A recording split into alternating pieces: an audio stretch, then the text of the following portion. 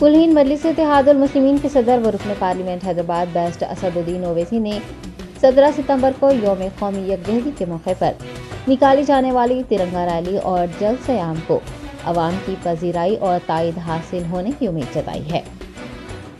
AIMIM सरबराह best Asaduddin Owaisi ने media से बात करते हुए कहा कि कुल हिंद मजलिस इत्तेहादुल मुस्लिमीन की जानिब से 17 सितंबर को यौम कौमी यकजहती मनाया जा रहा है और गुज़िश्ता साल की तरह इस साल भी तिरंगा रैली और अवामी जलसे को अवाम की जानिब से ताउन हासिल होगा और दोनों प्रोग्राम कामयाब होंगे। मुल्क में दहशतगर्दी के वाक़यात में इजाफे पर वज़ीर आज़म नरेंद्र मोदी की खामोशी पर सवाल उठाते हुए बेस्ट ओवैसी ने कहा कि मुल्क के फौजियों की शहादत होने के बावजूद भी वज़ीर आज़म खामोशी इख्तियार किए हुए हैं।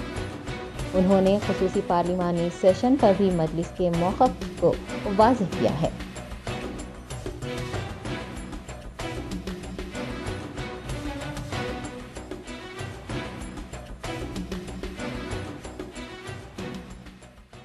कल शहर हैदराबाद में MIM तिरंगा रैली निकाल रही है, क्या कहना है आपका? जी, ये तो हमारा सालाना प्रोग्राम है और हम तो उम्मीद कर रहे हैं कि पिछले साल की तरह इस साल भी आवाम का पूरा उसमें तायद हासिल होगी, आवाम की शमूलियत होगी, आवाम के साथ मिलेगा हमको और हम उसको कौमी यकजहती के नाम से 17 सितंबर का प्रोग्राम करते हैं और मुझे यकीन है कि इंशाअल्लाह वो अच्छी तरह से कामयाब होगा और फिर ईदगाह हिलाली पर एक जलसे आम होगा, पब्लिक मीटिंग होगी, उसमें हमारे पूरे पार्टी के नेता उसमें अपनी बात रखेंगे।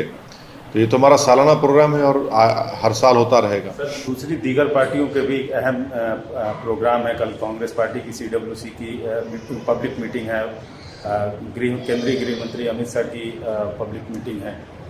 वैसे में शहर में क्या अपील करेंगे शहर हैदराबाद के शहर? तो एक 2-2.5 महीने में विधानसभा असेंबली के चुनाव होने जा रहे हैं, तो ये सब हर पॉलिटिकल पार्टी अपने अपने प्रोग्राम्स करती है।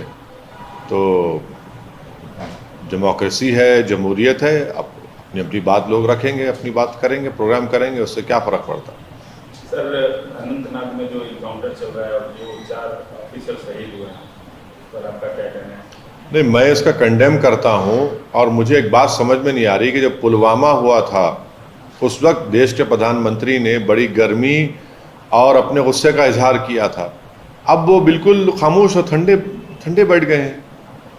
एक मैंने बताइए आपके ऐसे कैसे होगा? आपने तो बीजेपी ने दावा किया था कि हमने 370 को निकाल दिया, अब सब आतंकवाद ख़त्म। एक आतंकवाद कहाँ ख़त्म हुआ बताइए आप? एक कर्नल, एक मेजर और एक DYSP की मौत हो जाती है, पाकिस्तान से टेररिस्ट आकर मारते हैं। अभी तक वो ऑपरेशन चल रहा है, ख़त्म नहीं हुआ है। फिर गलवान में 20 सिपाही मारे गए, तेलंगाना कर्नल भी उसमें शामिल था, प्रधानमंत्री कुछ नहीं करते हैं।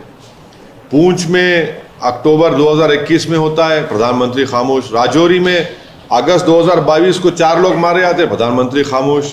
कोकरनाग में सितंबर में हुआ। अरे प्रधानमंत्री खामोश क्यों हैं?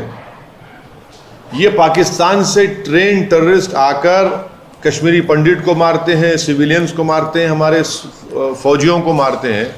तो ये तो, और फिर हम क्रिकेट मैच खेलेंगे अहमदाबाद में, नरेंद्र मोदी के नाम से स्टेडियम में क्रिकेट मैच खेलेंगे। अगर बीजेपी सत्ता में नहीं तो क्या बीजेपी क्या करती आज?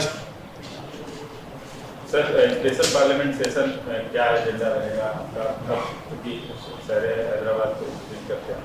नहीं, स्पेशल पार्लियामेंट सेशन का तो एजेंडा आ चुका है और हम तो उसमें हिस्सा लेंगे, मगर हम उम्मीद यही करते कि बीजेपी कोई अचानक कोई एक नया एजेंडा ना शामिल कर दे।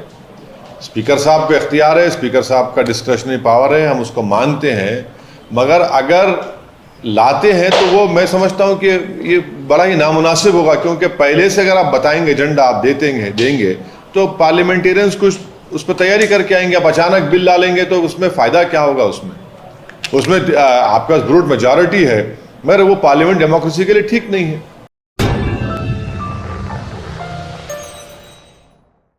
Germanton super speciality hospital, doctor Mir Jawad Zar Khan, senior experienced orthopaedic surgeon, bone fracture, joint replacement, hip replacement और स्पाइन सर्जरी कामयाबी से अंजाम दे रहे हैं। इसके अलावा neuro surgery, cardiology, gynaecology, dental, general medicine, dialysis और फिजियोथेरेपी जैसे शोबाजात में इंतहाई कामयाबी के साथ वाजबी फीस में इलाज किया जा रहा है। शेयरिंग और प्राइवेट रूम्स, अस्पताल में 24 घंटे MRI, CT scan, 2D digital x-ray, ultrasound, operation theatre, ICU और लैब की सहूलत दस्तयाब है। आपकी उम्मीदों के ऐन मुताबिक Germanton super speciality hospital, pillar number 150, Attapur, Hyderabad.